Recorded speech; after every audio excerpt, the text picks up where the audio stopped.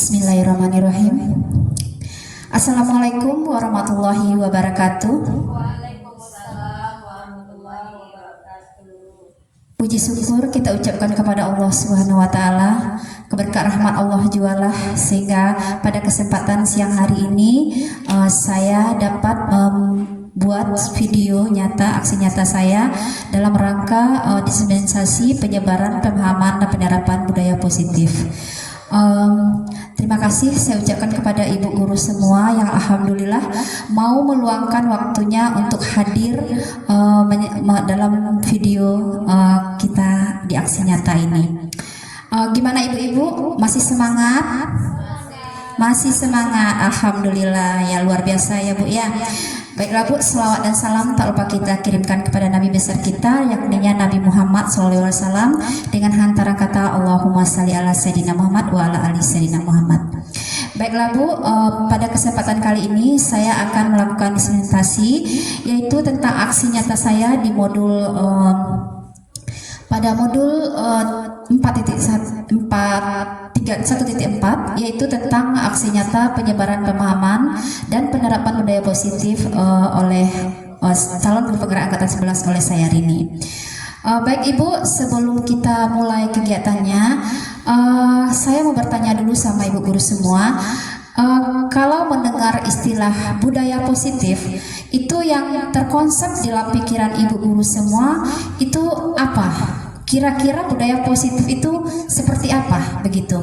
Mungkin bisa Ibu tulis di dalam sticky note itu, kira-kira yang budaya positif itu seperti apa ya Bu?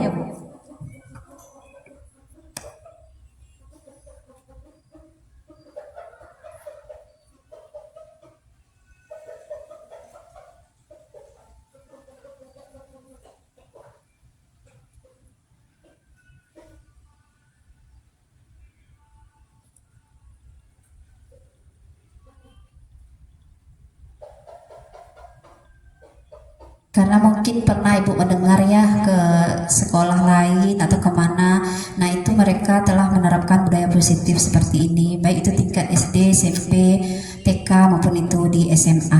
Ya, menurut Ibu budaya positif di sekolah itu seperti apa dan bagaimana penerapannya?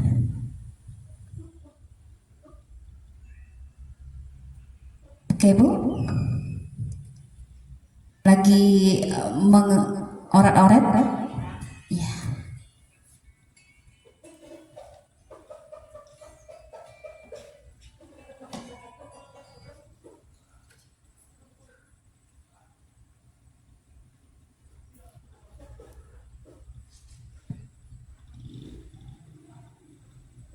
Sudah Bu Nova? Udah. Oke. Bisa Bu Nova bacakan? Iya. Budaya positif itu adalah bisa jadi dikatakan dengan nilai-nilai atau keyakinan yang akan diterapkan di sekolah kita sesuai dengan kurikulum Pancasila kita dengan hukum merdeka yang sudah kita menjalani ini. Nanti dengan budaya positif ini akan terbentuk karakter anak. Tujuannya mungkin membentuk karakter anak supaya dia bisa menghargai atau berkarakter lah tujuannya. Iya, bagus sekali. Terima kasih Bu Nova. Dengan Ibu Weni mungkin bisa ditambahkan, atau menurut Bu Weni budaya positif seperti apa Bu? Oke, kalau dari Bu Nova tadi mengatakan, mungkin saya hanya melanjutkan, yaitu kita mengenalkan kepada anak tentang adab, aturan, terus melaksanakannya dan memberikan pemahaman. Oke, terima kasih Bu Guru, Bu Eni, Bu Nova. Berarti intinya ke Bu Eni lebih ke tingkah aplikasi pelaksanaannya atau penerapannya bagaimana, seperti apa. Iya, betul sekali. Budaya positif yang dijelaskan sama Bu Eni, Bu Nova itu mengarah kepada perilaku anak kita. Nah, di sini kita bisa lihat di slide-nya Bu ya. Budaya positif adalah sebuah konsep yang mengacu pada perilaku, ya, nilai-nilai, norma-norma dan sikap serta pembiasaan-pembiasaan di sekolah yang mendukung pertumbuhan, perkembangan dan kesejahteraan individu serta kelompok. Nah, di sini guru sangat memegang peran penting dalam menciptakan atau memperkuat budaya budaya sensitif di lingkungan sekolah itu. Nah, kalau menurut Ibu sangat penting, berarti budaya sensitif kita itu kalau kita terapkan di sekolah, menurut Bu Guru itu apakah suatu hal yang penting atau tidak? Iya, penting. Karena di sini posisi guru juga mempunyai peran yang sangat penting. Nah, kenapa di sini budaya positif sangat penting untuk diterapkan? Karena dapat menumbuhkan suatu motivasi yang datang dari dalam diri anak, motivasi intrinsik namanya ya Bu ya, yang dapat akan menjadikan karakter anak itu menjadi murid yang lebih kritis dan penuh hormat serta bertanggung jawab. Oke, nah di dalam budaya positif ini kita akan membahas konsep-konsep dalam budaya positif itu ada 7. Nah, yang pertama adalah perubahan paradigma belajar, yang kedua tentang disiplin positif, yang ketiga tentang motivasi perilaku manusia, yang keempat tentang posisi kontrol restitusi. Terus yang kelima kebutuhan dasar manusia, apa aja ya Bu ya yang menjadi kebutuhan dasar manusia. Yang keenam segitiga restitusi dan yang ketujuh keyakinan kelas. Nah, baiklah sebelum kita masuk pada konsep pertama tentang perubahan paradigma belajar, Ibu Guru masih semangat? Semangat selalu, baiklah, tetap semangat. Oke. Pembelajaran paradigma baru, mungkin Ibu sudah pernah juga melaksanakan seperti apa paradigma baru ini, atau kita memang harus menyesuaikan paradigma baru itu dengan pembelajaran kita saat sekarang ini. Yang mana paradigma baru ini adalah kurikulum merdeka, yaitu pembelajaran yang berdiferensiasi. Nah, ibu-ibu tahu nggak pembelajaran yang berdiferensiasi itu seperti apa? Atau begini, kita sering mendengar, melihat di sekolah lain itu pembelajaran yang mana guru yang menjadi sumber belajar, hanya guru, jadi student center atau teacher center. Nah, ada beberapa sekolah yang menjadikan dirinya aja sebagai sumber belajar. Ada juga sekolah yang anak itulah yang pelaku untuk dalam sumber belajar. Kalau kita di sekolah kita itu bagaimana yang sudah Bu Nova atau Bu Weni laksanakan? Kita gimana Bu? Yang namanya berdiferensiasi itu seperti apa? Yang bagusnya apakah kita sebagai sumber belajar semata-mata bagi anak atau sebaliknya? Silakan Bu En atau Bu Nova. Kalau menurut saya berdiferensiasi itu yaitu berpusat kepada anak, sehingga guru di sekolah itu hanya menjadi fasilitator, sehingga guru tersebut memberikan pemahaman kepada anak dan anak tersendiri yang akan memilih apa saja kegiatan yang akan dilakukan. Iya, betul sekali.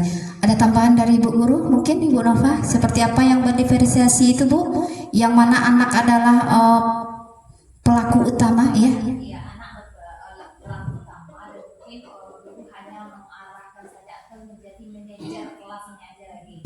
Bagaimana anak itu kita mengarahkan. Kalau dia ini ya itu yang dibimbing saja mungkin bagi ke arah. Iya, lebih tepatnya kita menuntun ya Bu ya. Iya, sesuai dengan filosofi Ki Hajar Dewantara bahwa kita sebagai guru adalah kita menuntun kodrat anak. Bagaimana anak itu mendapatkan sesuatu, merasakan kebahagiaan baik itu sebagai manusia maupun sebagai anggota masyarakat. Nah, berarti pembelajaran berdiferensiasi itu adalah kalau kita melaksanakan pembelajaran yang satu arah saja. Misalnya Ibu cuma melakukan kegiatan berceramah atau kegiatan tanya jawab, berarti Ibu tidak akan mengenal apa yang menjadi kebutuhan anak kita. Sementara anak itu yang cara belajar anak itu ibu kan tahu bahwa ada yang visual, ada yang auditori, dan ada yang kinestetik. Gimana Ibu cara memberikan pembelajaran? Apakah Bu Guru membagi yang visual sama visual aja kah? Atau hari ini kita belajar visual aja? Atau kita belajar sekarang yang anak yang kinestetik atau auditori aja? Atau kita bikin sehari itu kegiatan kita yang mana anak visual kayak yang audio visual atau yang auditori itu sama kinestetik itu mereka dapat mengembangkan kreasi mereka, dapat mengembangkan imajinasi mereka dengan pembelajaran yang diberikan sesuai topik kita. Nah, itu kalau menurut Ibu gimana? Apakah Ibu bikin maksudnya di sini anak audio berarti di sini kelompoknya, anak yang visual di sini, apakah seperti itu yang pelaksanaannya Bu? Kalau saya tidak begini, ya. Kalau anak itu kan ada yang audio, ada kinestetik, ada juga ada yang Visual. Jadi kalau di kelas kita membagi kegiatan,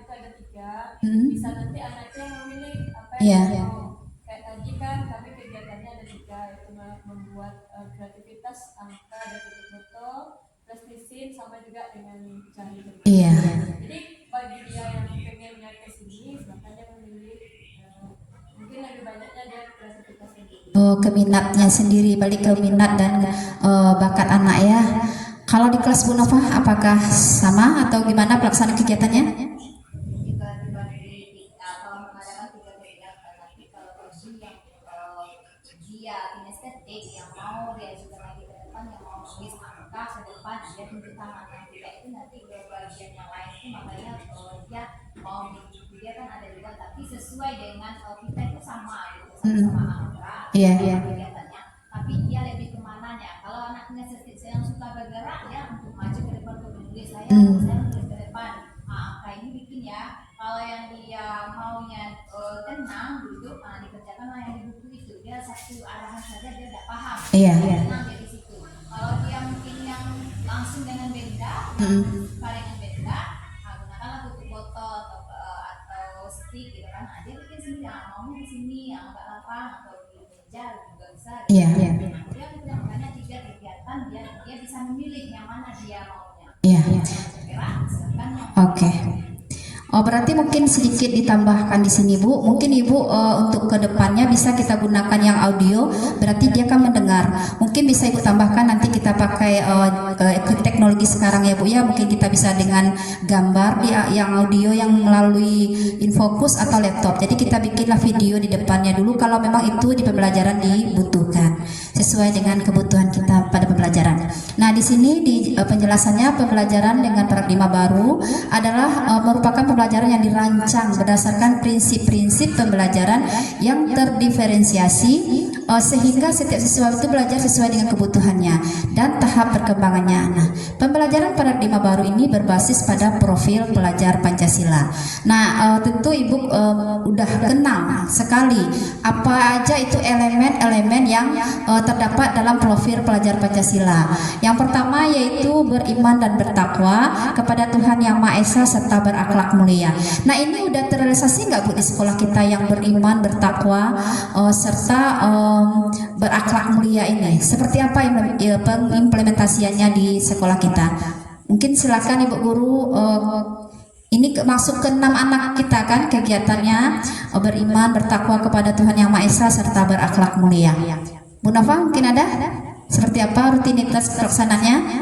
yang menanamkan iman mungkin kepercayaan kita ya kita kenalkan kalau iman kita kepada Allah kita dengan mungkin tindakannya nanti atau pengaplikasiannya itu dengan melakukan ibadah sehari-hari Ibadah, iya sholat duha. kemudian apalagi itu mengenalkan kitab-kitab apa Iya. yang diambil oleh agama kita sendiri Iya, baca kibar. Iya. Ayah. Oke. Ini termasuk juga yang udah kita laksanakan budaya positifnya 5S ya. Salam, senyum, sapa, sopan, santun. Iya. Kemudian mandiri. Nah, mandiri di sini kita dari wanti-wanti dari awal memang kita ingin menghasilkan anak yang mandiri. Lain dari kemudian bernalar kritis. Nah, bagaimana anak ini terlahir sebagai anak yang bernalar kritis, kemudian berkebinekaan global. Berkebinekaan global ini mungkin dengan budaya-budaya kita perkenalkan dengan budaya Minang, asli Minang, yang mana dalam pembelajaran mungkin kita juga telah melaksanakan yang namanya kegiatan katunan ampe, kemudian sumbang dua balai, kita udah kenalkan itu ya Bu ya. Habis itu gotong royong juga ada dalam elemen profil pelajar Pancasila, seperti apa bergotong royong yang mungkin udah kita laksanakan di sekolah kita, dan juga dalam belajar mereka mau membantu teman, dalam bekerja juga terlihat anak-anak sering membantu Bu Guru juga ya Bu ya di pagi hari. Kemudian kreatif. Nah, kreatif ini pun perlu kita tingkatkan. Alhamdulillah kalau untuk profil pelajar Pancasila kita udah dapat melaksanakannya dengan istilahnya kita pelaksanaannya itu pembiasaan selalu menjadi rutinitas kita sehari-hari. Kemudian kita masuk ke yang kedua yaitu tentang disiplin positif. Nah, Makna dari disiplin positif ini adalah sesuatu yang dilakukan seseorang pada orang lain untuk mendapatkan kepatuhan. Nah, menurut Ki Hajar Dewantara, disiplin itu adalah suatu pendekatan untuk menerapkan disiplin dari dalam diri dan tanpa hukuman atau hadiah. Jadi disiplin ini kembali ke intrinsik lagi, Bu, kembali ke diri kita lagi. Kalau kita memang dari dalam datangnya disiplin itu tanpa mengember karena takut hukuman, karena hadiah, nah itu akan menjadikan suatu makna dari, itulah maknanya dari yang namanya disiplin positif. Nah, tujuan dari disiplin positif adalah kita menanamkan motivasi kepada murid agar mereka menjadi orang yang mereka inginkan, bisa menghargai dirinya sendiri dengan nilai-nilai yang mereka percaya. Nah, motivasi ini berasal dari diri anak atau intrinsik, sehingga akan berdampak jangka panjang dan tidak akan berpengaruh dengan adanya hukuman dan hadiah. Nah, di sini dapat saya simpulkan bahwa kalau kita bikin suatu aturan kedisiplinan di sekolah kita, tapi anak-anaknya mengharapkan, kalau aku nanti aja, aku pasti dikasih bu guru hadiah.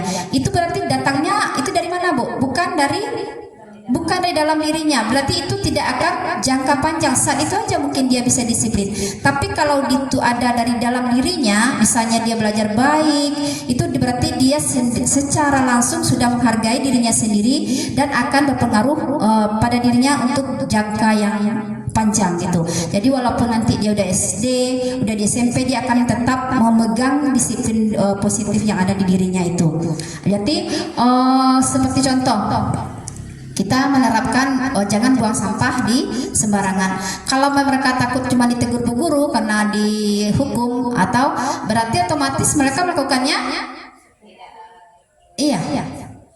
di lingkungan kita aja, sementara di luar tetap kembali lagi ke aslinya, mereka buang sampah sembarangan karena tidak datang dari dalam diri anak. Nah, itulah Bu, berarti kita gimana menerapkan sedikit demi sedikit disiplin positif ini ke anak, walaupun tidak secara banyak, tapi satu demi satu kita coba menerapkan pada diri anak kita.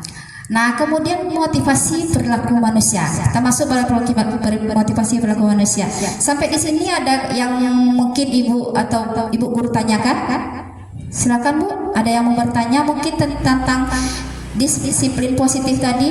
Kalau ada yang mau bertanya silahkan. Mungkin ada Bu, kalau gini ada Bu Nova atau Bu Eni? Ada nggak yang mau ditanyakan? Apakah disiplin positif ini seperti apa gitu? Pas? Cukup? Oke. Sekarang kita lanjut ke motivasi perilaku manusia. Silakan Ibu. Iya. Oke. Kita lanjut motivasi ini Bu, Ibu. Bu Is ya? Iya, silakan Bu Is duduk di sini Bu. Iya. Bu Nova boleh geser dikit biar Bu Is juga terlihat aktif di sini ya. Boleh Bu Is geser ke depan aja Bu, nggak apa-apa. Oke. Kita lanjut ya Bu Wis ya, tentang motivasi perilaku manusia.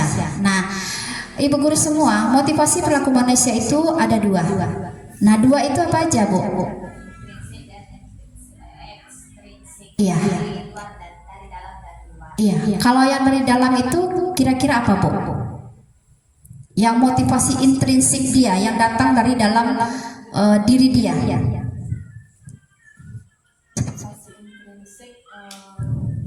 Bisa jadi dikatakan yang muncul dalam diri anak itu setiap pagi ya Bu. Misalkan setiap pagi itu misalkan dia kasih salam, ditegur sendiri, naruh sepatu sendiri. Berarti termotivasi sendiri lalu sampai dalam ya Bu ya. Dia udah tahu tempat sepatunya di sini. Iya. Tasnya dia juga digantung sendiri. Gitu. Iya, tanpa harus dikomandani sama ibu gurunya, ya begitu ya Bu Nova.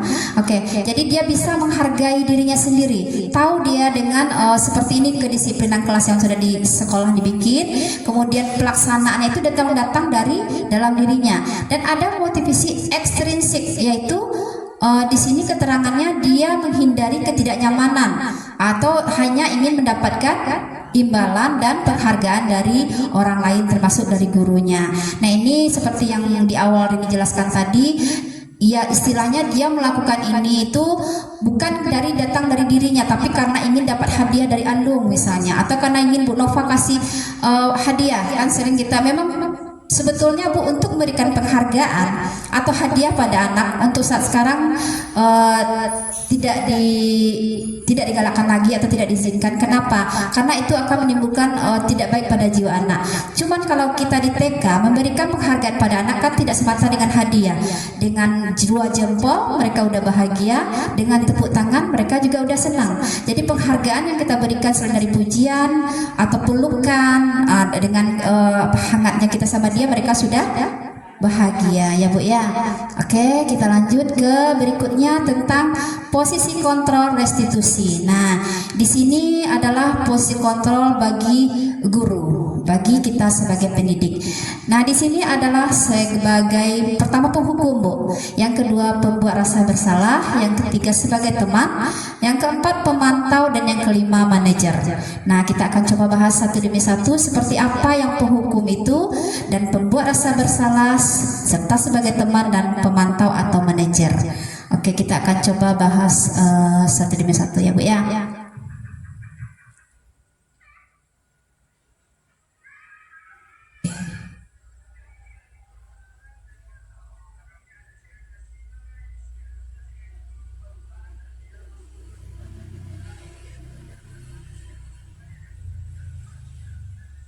Kita mulai dari penghukum. Nah, mungkin di sini bisa Bu Eni silakan, bisa nampak Bu penghukum seperti apa? Silakan Bu En dibaca. Penghukum yaitu seorang penghukum bisa menggunakan hukuman fisik maupun verbal. Orang-orang yang menjalankan posisi penghukum senantiasa mengatakan bahwa sekolah memerlukan sistem atau alat yang dapat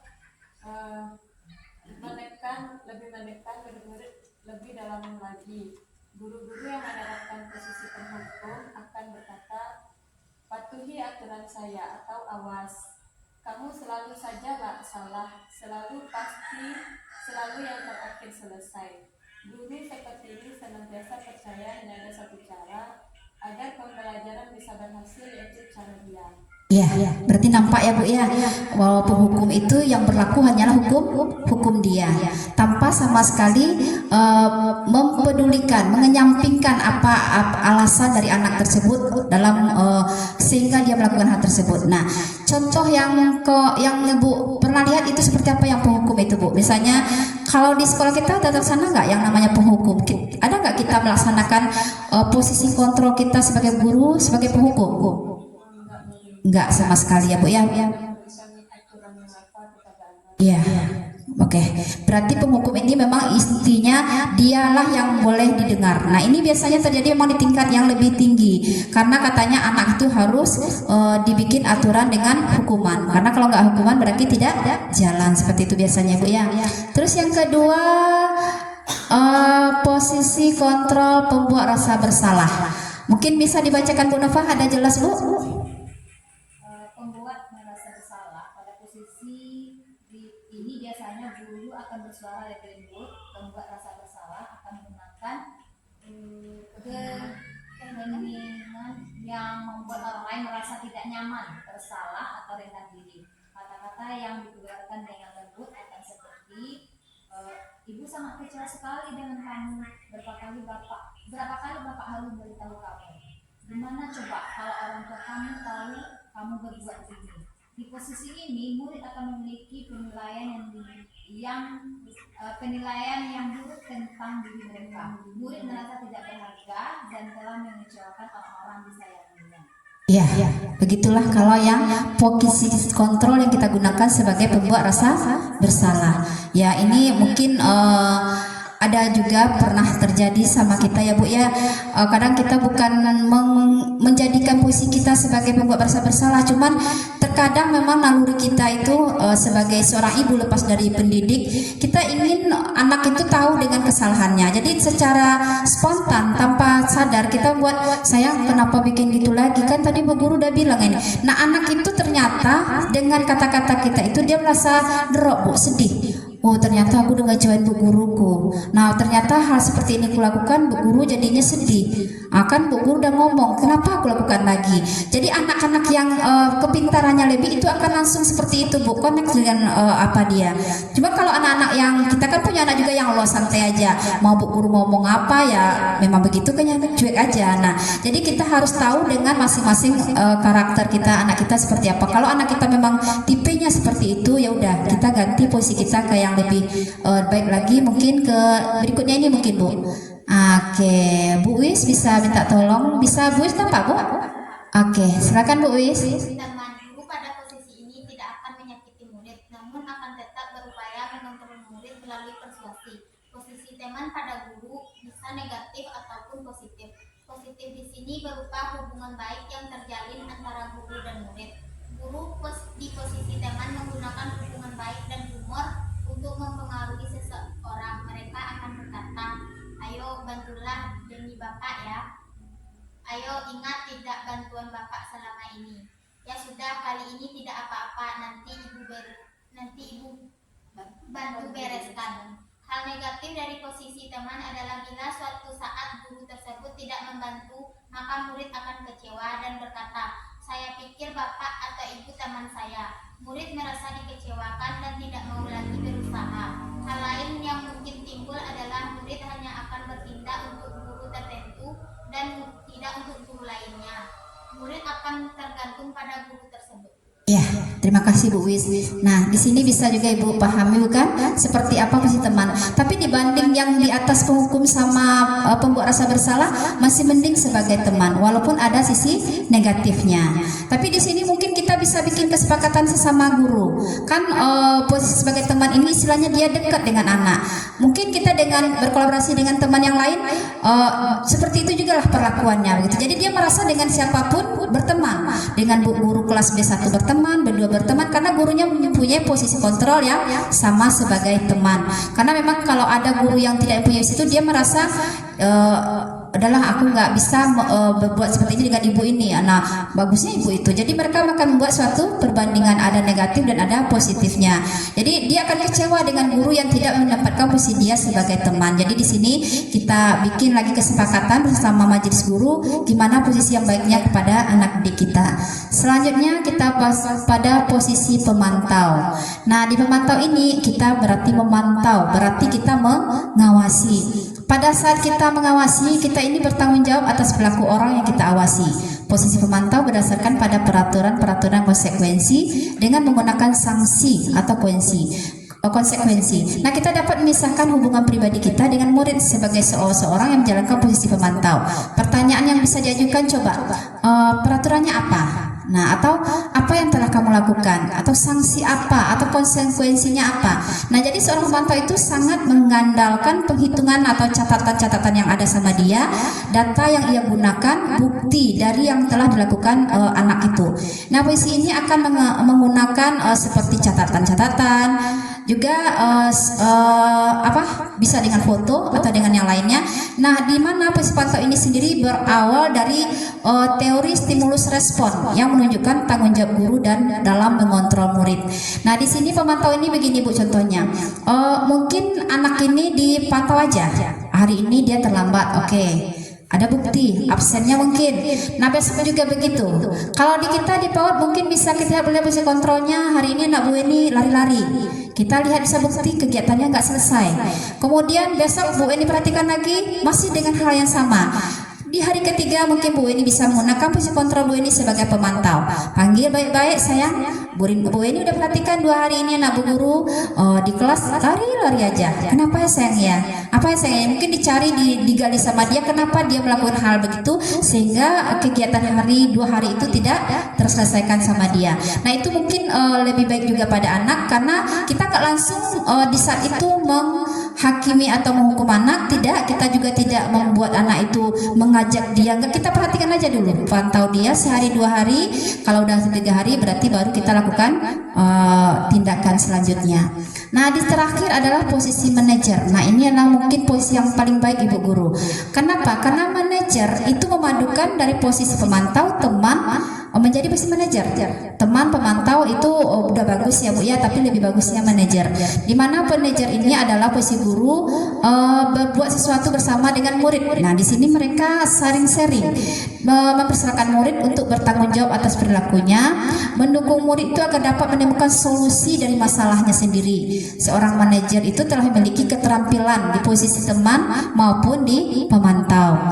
Nah, dengan demikian bisa jadi di waktu-waktu tertentu kembali kedua posisi ini tentu bisa ditentukan, diperlukan. Namun bila kita menginginkan murid-murid kita menjadi manusia yang merdeka, mandiri, bertanggung jawab, nah maka kita perlu mengacu pada restitusi yang menjadikan murid itu sebagai seorang manajer. Nah, bagi dirinya sendiri, di manajer murid diajak untuk menganalisis kebutuhan dirinya maupun kebutuhan orang lain. Nah, di sini penekanan pula pada kemampuan membuat konsekuensi, namun dapat berkolaborasi dengan murid bagaimana memperbaiki kesalahan yang ada. Seorang manajer akan berkata begini, kira-kira apa ya yang kita yakini? Nah, jadi kembali ke keyakinan kelas kita. Nah, terus apakah kamu meyakininya? Ibu pertegas lagi. Kamu yakin kalau misalnya hari ini besok kamu nggak akan melakukannya lagi? Yakin Bu, katanya, betul kan? Nah, kemudian jika kamu meyakininya, apakah kamu bersedia memperbaikinya? Nah, itu pun kita nanti ada menyinggung larinya nanti ke segitiga institusi itu Bu. Nah, jika kamu mau memperbaikinya, tentang apa yang kamu lakukan, nah kira-kira kapan rencana kamu mau memperbaikinya? Nah, di sini adalah posisi manajer. Jadi tugas manajer itu bukan untuk mengatur perilaku seseorang, tapi di sini kita lihat dia membimbing Bu, bimbing murid kita untuk dapat mengatur dirinya. Bagaimana seorang manajer itu bukannya memisahkan murid dengan lingkungannya, dengan kelompoknya, tapi kita kembali mengembalikan dia ke kelompoknya untuk lebih baik lagi. Jadi dia bisa memproses dirinya sendiri. Nah, itu adalah kelima posisi kontrol kita sebagai guru. Jadi dalam praktik penerapan disiplin sehari kita akan kembali ke posisi teman atau pemantau, karena murid yang ditangani sebelum siap diajak berdiskusi diundang melakukan prostitusi. Namun perlu disadari tujuan akhir dari 5 posisi kontrol ini adalah pencapaian posisi manajer. Nah, itulah intinya. Di mana posisi inilah murid dapat menjadi pribadi yang mandiri, merdeka, bertanggung jawab dari segala perilaku dan sikap dia. Pada akhirnya dia dapat menciptakan lingkungan yang positif dan nyaman. Nah, di sini Bu ya kita lihat ada contoh. Contohnya ini Adi, tapi ini nggak masuk ke apa kita ke tingkat pendidikan kita yang PAUD, karena itu contohnya adalah untuk yang SMA. Kita lanjut Bu Guru, masih semangat? Ibu Wis masih semangat? Iya. Baik, kita masuk kepada kebutuhan dasar manusia. Kebutuhan dasar manusia itu butuh. Nah, kata-kata butuh nih, berarti kalau kebutuhan dasar manusia berarti kita memang butuh. Nah, kebutuhan dasar manusia itu dibagi menjadi 5 Bu. Pertama, bertahan hidup. Kedua, kasih sayang. Ketiga, kebebasan. Kemudian kebutuhan akan pilihan, dan yang kelima, kebutuhan untuk merasa senang. Nah, di sini kita mungkin bisa bikin satu cerita. Ini bikin contoh cerita. Nanti kita kaitkan kepada kebutuhan-kebutuhan ini. Apakah di kebutuhan bertahan hidup seperti apa? Kebutuhan kasih sayang, kebebasan, akan pilihan, dan juga merasa senang. Contohnya seperti ini ceritanya. Ada anak didik kita, anak didik ini kalau di setiap makan dengan teman-temannya itu dia ngambil makan temannya. Dia taruhlah kita kasih namanya Adi. Adi suka mengambil makan temannya. Nah, di posisi Adi suka ngambil makanan temannya ini, kita bisa lihat kebutuhan dasar apa yang tidak terpenuhi pada Adi. Nah, Ibu bisa kaitkan di sini.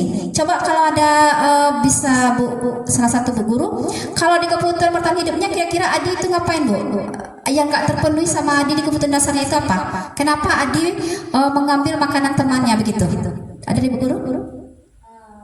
Mungkin kalau untuk kebutuhan yang diapakan sama Adi, bisa jadi masuk ke kebutuhan akan pilihan ya Bu.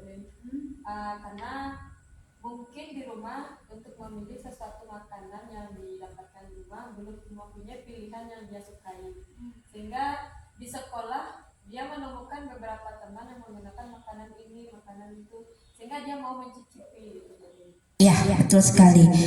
Kalau di yang lain Bu Nova apa? Di kebutuhan lainnya apakah ada seperti Adi yang mengambil makanan teman itu, adakah kebutuhan dasar dari diri Adi yang tidak terpenuhi di sini? Iya, ya. dengan dia mencoba untuk makanan kita yang lain itu mungkin dengan itu pula dia bisa merasakan rasa berbeda dari makanannya. Oke. Terima kasih. Kalau Bu Wis ada Bu? Kebutuhan kasih sayang. Kebutuhan ya. Karena dengan Adi mengambil makanan teman, dia akan mendapatkan perhatian dari ibunya, Bu. Iya, betul sekali. Nah, untuk satu contoh itu Bu, kita bisa kaitkan dari poin 1 sampai poin 5. Kita mulai dengan poin 1 dulu. Kebutuhan bertahan hidup, seperti dibilang Bu Nova tadi, adalah bagaimana dia kebutuhan bertahan hidup ini berarti otomatis yang vital ini Bu. Berarti dia bertahan hidup itu gimana? Mungkin dia lapar.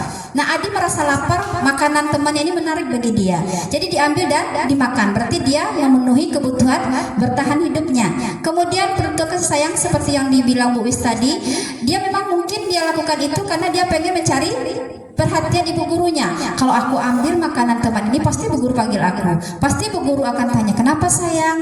Nah, itu yang belum terpenuhi mungkin di rumah atau di lingkungan dia di luar, jadi dia cari di sekolah. Kemudian kebutuhan kebebasan. Kebutuhan kebebasan ini maksudnya adalah di contoh kita tadi, mungkin Adi ini merasa dia itu bebas, istilahnya kebutuhan kebebasan ini contoh dari makanan itu gimana ya? Menurut dia seperti itu. Ini kan makanan. Nah, ini kan agak makanan. Aku kan nggak punya. Aku bebas dong mau ngambil apa. Kan ini makanan gitu istilahnya. Ini kan makanan. Aku bisa ngambil. Kan istilahnya di aturan pun mungkin kita disiplin kelas yang kita bikin mungkin nggak ada yang kita larang mengambil makanan temannya Bu. Cuman berbagi. Kita menerapkan pada anak saling berbagi, bukan mengambil ya. Kemudian kebutuhan akan pilihan. Seperti yang dibilang Bu Weni tadi, dia nggak punya. Dia ingin punya makanan yang model lain, pilihan lain. Seperti mamanya mungkin sering kasih nasi pakai telur ceplok atau pakai mie atau ayam goreng aja. Mungkin dia pengen lihat ternyata makanan temannya ini ada donat yang enak. Wow, enak sekali. Terus diambil sama si Adi.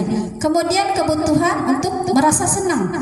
Mungkin hal yang dilakukan itu membuat dia merasa senang, happy. Dia melihat wajah teman yang nangis, bu guru gitu kan, dia merasa happy. Berarti kebutuhan dasar dia untuk merasa senang itu belum terpenuhi. Nah, saat itu mungkin terpenuhi sama dia, happy perasaan dia karena dia telah membuat temannya sedih gitu, menangis. Jadi ada juga seperti itu pada kebutuhan dasar manusia yang tidak terpenuhi. Nah, jadi Bu Guru memang untuk mempelajari tentang kebutuhan dasar manusia ini kita sering harus berpikir kira-kira, jadi jangan langsung anak ini begini berarti salah. Enggak, ada sesuatu yang dicarinya Bu, ada sesuatu yang diinginkannya untuk didapatnya dengan bu gurunya atau di lingkungan sekolahnya.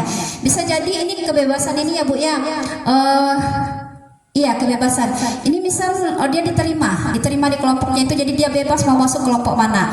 Misalnya ini ada kan temannya lagi main nih di jongkak-jongkit misalnya. Terus dia main ke situ mau ke sana. Jadi dia pengen diterima di kelompok itu. Jadi bisa pun kita masukkan ke sana. Jadi mungkin di luar dia itu harus dikekang sama mama atau papa, nggak boleh kemana-mana. Di sekolah dia bebas.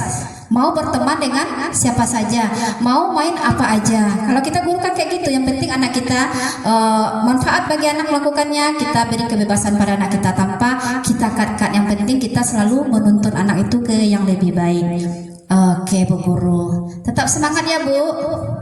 Oke, kita lanjut. Sampai sini ada yang mau bertanya Bu? Atau Bu Is ada yang mau ditanyakan? Bu Nova atau Bu Wen?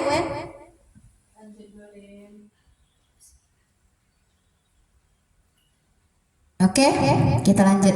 Nanti akan kita lihat contoh restitusi tiga restitusi yang sudah dilakukan itu ya Bu ya. Kita lihat nanti sama. Sekarang kita masuk dulu contoh segitiga restitusinya. Nanti akan saya lihatkan sama Bu Guru video skenario yang sudah pernah kita lakukan di sekolah. Nah, segitiga restitusi ini begini Bu, kita masuk ke segitiga restitusi.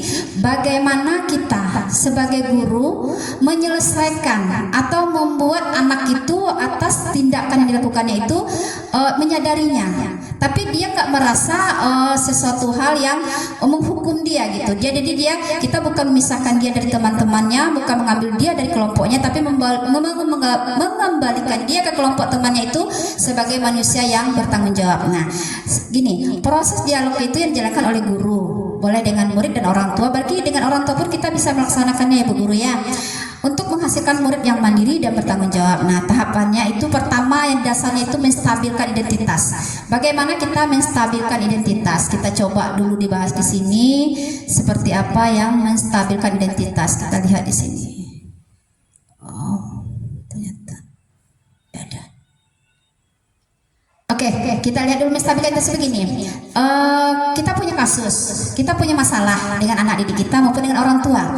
Nah, di sini kita cari dulu identitas masalah ini seperti apa. Nah, kita tanyakan, kenapa Mama tahu nggak kenapa seperti yang dilakukan oleh misalnya kepala sekolah. Nah, beliau akan bertanya, maaf Mama tahu nggak kenapa Mama saya panggil ke sekolah. Nah, mungkin begini Bu, kita sering gitu ya Bu ya, kalau anak kita bermasalah di sekolah kan kita dipanggil. Nah, terus dipanggil, silakan duduk Bu. Maaf Bu, Ibu tahu nggak kenapa kalau saya panggil Ibu ke sekolah. Kadang kita gitu ya Bu Guru ya, kalau ada permasalahan pada anak kita. Nah, jadi di situ itu udah melakukan dia menstabilkan identitas namanya. Dia akan bertanya, apa kita tahu nggak? Kalau memang kita sebagai orang tua kita udah dapat cerita dari anak kita akan jelaskan, iya Pak, saya tahu anak saya begini. Nah, itu udah melaksanakan segitiga restitusi bagian bawah menstabilkan identitas beliaunya. Kemudian validasi tindakan yang salah. Di validasi tindakan yang salah ini nanti beliau akan menanyakan itu tindakan yang dilakukan anak kita itu benar apa tidak. Nah, di situ baru kita tahu, oh nggak betul Pak. Nah, kalau nggak betul, nah dia akan lanjut ke selanjutnya menanyakan keyakinan kita sebagai orang tuanya. Kalau posisi kita sebagai guru Bu, ini kita balik kita sebagai guru ya. Kalau kita punya kasus anak kita, misalnya anak kita kegiatannya dia makan di kelas. Nah, itu mungkin nggak bisa kita pakai pemantau tadi Bu Wen, karena itu kejadiannya langsung. Kalau kita biarkan besok dia makan lagi, nanti tambah lagi temannya ikut pulang. Oh ternyata nggak apa-apa ya kita makan. Nah, itu mungkin langsung Bu Wen panggil, Bu Nova panggil, atau Bu Wis panggil ya. Sayang, tahu nggak kenapa Bu Guru panggil ke kantor? Kalau dia tahu kita menegur saat belajar, dia akan bilang, tahu Bu, kenapa? Aku tadi makan di kelas. Nah, kenapa kau makan Nak? Mungkin salah satu kebutuhan hidupnya ada yang tak terpenuhi tadi, kebutuhan bertahan hidup tadi. Iya, karena dia mungkin lapar. Kenapa dia lapar? Nah, gali di sana informasi. Kenapa kamu lapar Nak? Karena telat atau karena bangun kesiangan. Kayak tadi ada kasus Bu Wen, Siva anak Bu Rini yang pendiam itu. Sayang Siva kenapa lesu? Tadi nggak sempat sarapan Bu Guru, Mama udah bikin nasi pakai telur tapi Siva nggak makan. Kenapa? Takut terlambat. Nah, itu adalah salah satu kita melakukan menstabilkan identitas sebetulnya tadi Pak Sering ditanyakan. Terus kenapa Siva bisa takut terlambat ke sekolah? Karena Siva tadi bangun kesiangan kata dia. Ini Siva yang apa tuh? Berarti Siva tadi malamnya tidurnya lama ya? Iya Bu Guru, karena Mama keluar, jadi Siva baliknya agak lama, jadi ketiduran agak malam, paginya akhirnya susah bangun, nggak sempat dia sarapan, makanya dia lesu tadi itu. Jadi itu adalah menstabilkan identitas yang dilakukan tadi di awal. Kemudian kita validasi tindakan yang salah. Kemudian kita tanya, sayang, kamu tahu nggak kenapa makan di kelas itu nggak boleh? Nah, mungkin Bu ditanya, iya Bu Guru, kan lagi belajar. Bisa dijawab gitu kan? Iya, karena lagi belajar makanya nggak boleh makan. Satu lagi karena kita punya aturan. Kalau boleh tahu, B1 sama B2 punya nggak disiplin kelas yang sudah Ibu rancang dengan anak-anak? Iya, kesepakatan kelas atau disiplin kelas juga boleh Bu, ada? Kalau di kelas B2 itu kami selalu mengingatkan di awal, sebelum memulai kegiatan, anak Bu Guru duduknya tertib dulu. Habis itu memperhatikan, boleh nggak kita bergelut? Nggak Bu Guru. Boleh nggak ganggu teman? Nggak boleh Bu Guru. Jadi kalau udah ada itu, siapa yang melanggar atau mengulangi, sanksinya apa gitu kan? Sanksinya paling semuanya diam, goreng, atau disuruh aja Bu membereskan mainan. Istilahnya konsekuensinya ke karakter anak lagi, dia bantu lagi gitu ya. Jadi kita bukannya anak itu harus kita jemur di jalan kayak Bu ini atau di luar ya. Kalau Bu Nova punya mungkin keyakinan aturan di kelasnya seperti apa? Keyakinan kelas yang terpasti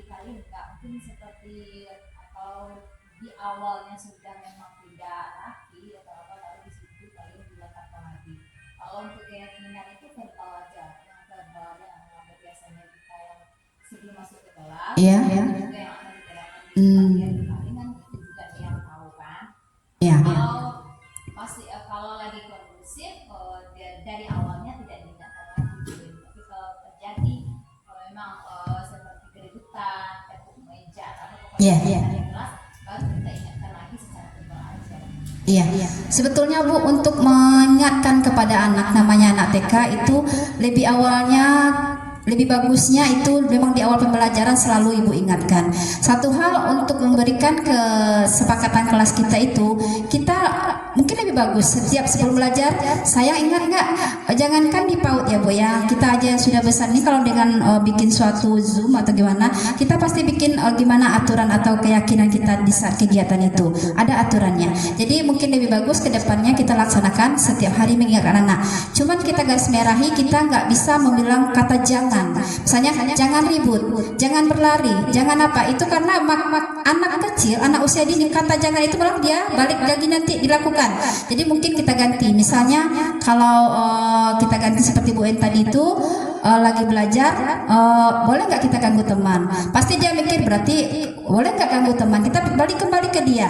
Nggak boleh Bu Guru, berarti itu adalah salah satu contoh disiplin yang sudah kita laksanakan. Kalau lagi kali belajar saya, boleh nggak ya kita makan di aturan kelas kita? Nggak boleh Bu Guru, kenapa? Seperti ini Bu Guru karena gini-gini. Nah, oke. Kalau Bu Wis punya keyakinan kelas mungkin Bu, ada keyakinan kelasnya, aturannya di kelas, apakah sama seperti yang sudah dilaksanakan Bu Wen atau Bu Nova? Hampir sama, Bu. Kadang walaupun udah diingatkan di awal, yang namanya anak-anak masih mengulang, Bu. Iya. Pas kejadian baru diingatkan kembali, Bu. Iya. Iya, begitu kalau kita guru ya, PAUD nih ya, ingatkan lagi. Memang begitu Bu, kita ingatkan lagi. Saya ingat gimana, udah selesai belum? Selalu ya Bu ya seperti itu. Ya memang itulah. Jadi di sini itu adalah kita menanyakan kembali. Kita tanyakan tadi, sayang kan kamu keyakinan kelas kita kamu ingat nggak? Iya Bu Guru. Nah kalau kamu udah tahu keyakinan kelas kita, kira-kira apa tindakan yang kamu lakukan? Nah terus saya janji Bu, saya nggak akan gitu lagi. Paling dia ngomong gitu kan. Kalau udah janji gitu, kapan kira-kira nak? Kapan kira-kira kamu janjinya nggak akan melakukan itu lagi? Nggak akan lari-lari lagi misalnya gitu Bu yang bilang kan? Hari ini Bu atau besok Bu? Oh besok ya? Oke Bu, ini mau lihat besok ya. Kira-kira masih lari nggak ya? Nah gitu. Jadi kita kembalikan ke dia. Dia punya pilihan, dia pula yang akan menjalankan. Bukan kita menentukan. Hari ini Bu ini mau lihat kamu nggak lari-lari lagi. Karena itu berarti dia merasa kok aku dilarang ya. Berarti kan kebutuhan kebebasan dia nggak didapatkannya. Nanti dia cari lagi ke yang lain. Nah gitu ya risikonya Bu En ya. Jadi ya betul sekali yang udah Bu jelaskan bahwa keyakinan kelas dari segi tiga institusi itu kita harus kembali di akhir menanyakan tentang keyakinan anak kita. Nah kemudian ini kita masuk ke keyakinan kelas, yaitu nilai-nilai kebajikan universal yang disepakati secara tersirat bukan tersurat ya Bu ya. Nah lepas dari latar belakang suku, budaya, bahasa, agama dan negara. Nah ya keyakinan kelas ini dibuat secara bersama-sama dengan seluruh peserta didik yang mempunyai nilai-nilai kebajikan yang dapat dipercaya. Nah sampai keyakinan kelas berarti kita udah menjelaskan ke konsep tadi. Berapa tadi kita di awal kita bilang Bu, ada 7 konsep inti dari budaya positif, yaitu sampai tadi di akhir keyakinan kelas ada perubahan paradigma, disiplin positif, motivasi perilaku manusia, posisi kontrol institusi, kebutuhan dasar manusia, segitiga institusi dan keyakinan kelas. Nah dari ke-7 konsep inti dari budaya positif ini, apakah ada yang bisa Ibu sampaikan? Misalnya kesimpulannya seperti apa? Kita kan udah pelajarin dari awal sampai habis. Inti dari diskusi kita ini seperti apa Bu? Silakan Bu Weni atau Bu Nova duluan atau Bu Wis duluan. Coba Bu. Jadi konsep inti dari budaya positif itu kita melakukan perubahan tentang paradigma cara belajar kepada anak yang akan menimbulkan disiplin positif yang tumbuh dalam diri anak sendiri, sehingga dapat memotivasi perilaku mereka yang akan mengakibatkan terjadinya posisi kontrol yang tumbuh dalam dirinya, yang menjadikan sebagai kebutuhan dasar yang akan dia punya dan akan dibawa besar nanti, sehingga di dalam dirinya itu sudah dapat kebutuhan dan sudah terjalinnya segitiga restitusi yang akan membuat keyakinan terhadap dirinya nanti kalau konsekuensi apa terhadap tindakan yang dilakukan. Oke, jadi intinya dari budaya positif ini jika kita laksanakan, kita juga jalankan yang menjadi motivasi dari diri anak itu untuk kita kembangkan dari dalam dirinya. Kemudian kita terapkan posisi kita sebagai guru yang posisi kontrol yang seperti apa, dan juga kita juga akan tahu kebutuhan dasar anak apa yang tidak terpenuhi bagi dia, dan kita laksanakanlah yang namanya segitiga restitusi dalam menyelesaikan kasus yang ada. Oke, kalau Bu Nova gimana? Mungkin yang simpelnya aja ya, Iya. budaya positif ini tadi, karena di awalnya budaya positif itu menanamkan nilai-nilai atau norma-norma yang akan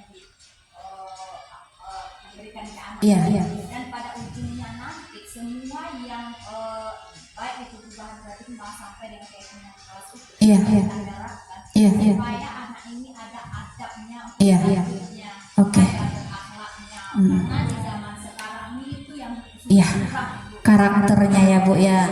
Ha-ha. Kalau Berat tugas kita ya Bu sebagai guru ya. kalau kita mengutamakan belajar aja, Kognitifnya aja. atau mentransfer ilmu aja, itu tadilah tidak ada anaknya pas dia selesai menyelesaikan kewajibannya untuk belajar, nanti itu akan hilang adab dan Iya. menghargai diri sendiri, Iya. Orang lain. menghargai orang lain, kemandiriannya, Iya. yang sudah kita masukkan ke dalam budaya positif tadi. Iya. Tidak akan tersampai kita tidak Jangka jangka panjang. panjangnya. Iya. Kalau di sini kan tujuan utama kita itu karakter tadi, Dasar. karakter anak itu tadi. Iya. Lebih ke situnya lagi. Iya, jadi intinya budaya positif ini kita kembali ke karakter adab anak. Nah, jadi kita berikanlah perlakuan yang terbagus. Tuntunlah anak kita ini sebaik mungkin. Apa yang terbaik dari kita itulah berikan kepada anak. Biar dia tumbuh pun menjadi manusia yang bertanggung jawab, mandiri, dan juga tahu dengan apa namanya adat ya Bu ya. Kalau Bu Is ada tambahan mungkin Bu? Sudah tersampaikan dari Bu Weni dan Bu Nova. Oke, baiklah. Baiklah, kita akan coba nonton sekilas ya Bu ya. Kita coba lihat dulu seperti apa pelaksanaan segitiga restitusi yang memang sudah pernah juga kita laksanakan di sekolah kita. Mungkin kita sama-sama lihat dulu pelaksanaan segitiga restitusi. Oke.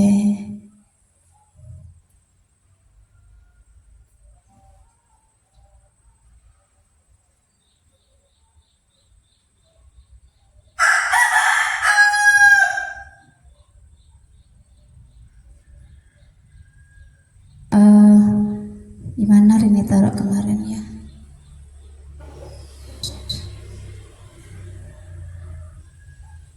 Ini kan kalau segitiga restitusi ini kan kejadiannya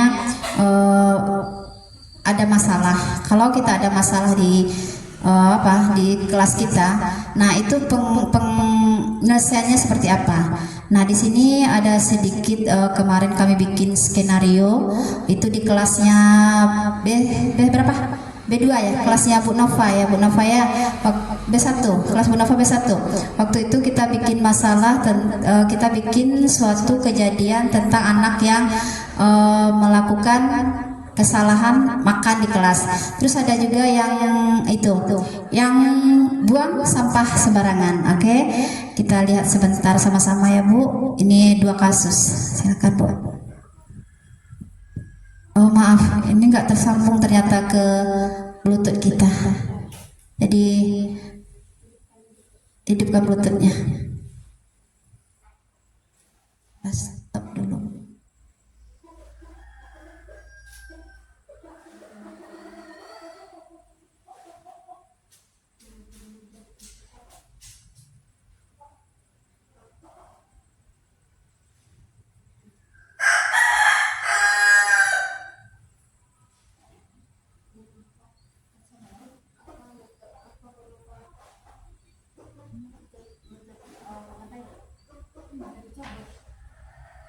Oke, kita coba dengar dulu. Sama, nggak terdengar.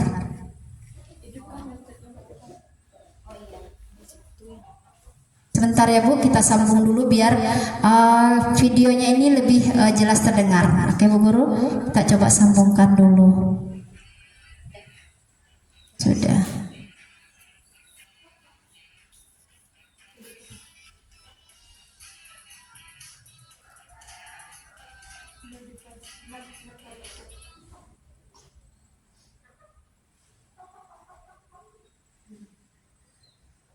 substitusi adalah proses menciptakan kondisi baru Oke. murid untuk memperbaiki kesalahan mereka, sehingga mereka bisa kembali pada kelompok mereka dengan karakter yang kuat. Restitusi bukan untuk menebus kesalahan. Restitusi adalah buah tawaran dan bukan paksaan. Restitusi berfokus pada solusi dan dapat mengembalikan murid yang berbuat salah pada kelompok. Adapun langkah-langkah restitusi sebagai berikut. Pertama, menstabilkan identitas. Dalam penerapannya, kita bisa memberikan atau memancing beberapa pertanyaan kepada peserta didik, seperti setiap orang pasti pernah melakukan kesalahan. Kamu bukan satu-satunya yang pernah melakukan ini. Dan yang kedua adalah validasi tindakan yang salah. Nah, dalam penerapannya kita juga bisa menggunakan kalimat, adakah cara yang lebih efektif untuk mendapatkan apa yang kamu butuhkan? Atau kamu tentunya punya alasan mengapa melakukan itu. Kemudian yang ketiga adalah menanyakan keyakinan. Kita dapat menanyakan seperti keyakinan kelas apa yang telah kita sepakati. Terus yang kedua, kamu ingin menjadi orang seperti apa?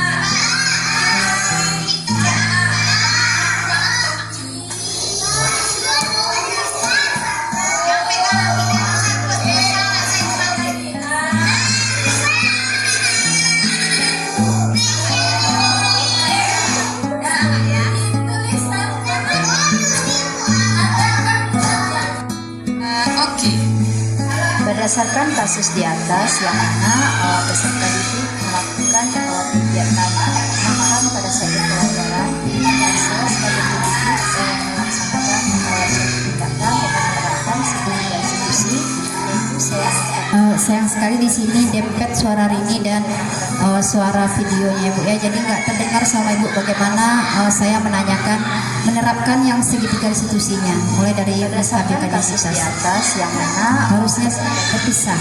kegiatan makan pada saat pelajaran, dan saya sebagai pendidik melaksanakan suatu tindakan dengan menerapkan segitiga restitusi, yaitu saya melakukan stabilitas, kemudian validasi tindakan yang salah, serta menanyakan kelas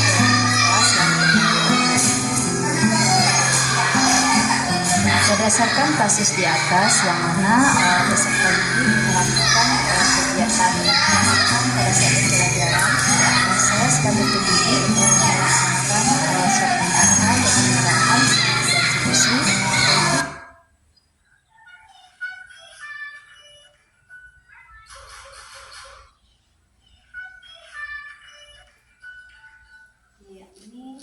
Dan pada kasus kedua, yaitu terlihat ada anak perempuan yang sedang main di halaman dan membuang sampah sembarangan di halaman sekolah.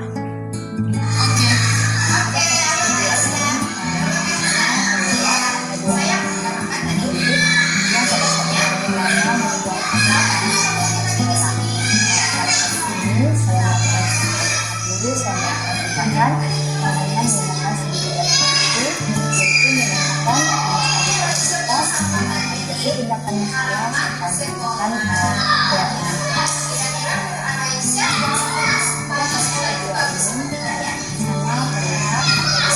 jadi pas ditanya kenapa buang sampah sembarangan, nak jawabnya karena tempat sampah jauh Bu katanya.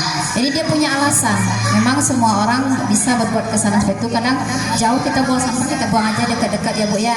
Nah itu jawaban dia kemarin itu ya Bu kan. Karena tempat sampah kita jauh Bu. Karena posisi dia padahal di halaman dan tempat sampah kita ada dekat tempat wudhu.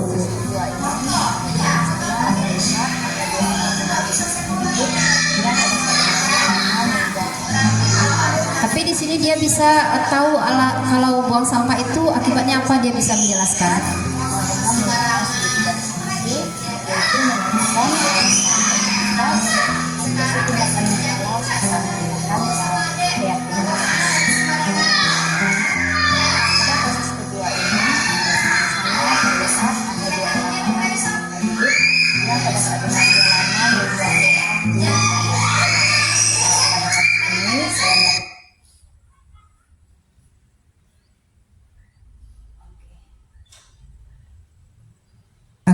Oke Bu Guru. Nah itu udah kita lihat sekilas tentang penerapan segitiga restitusi. Nah insya Allah itu akan kita coba sedikit demi sedikit perubahan di sekolah kita.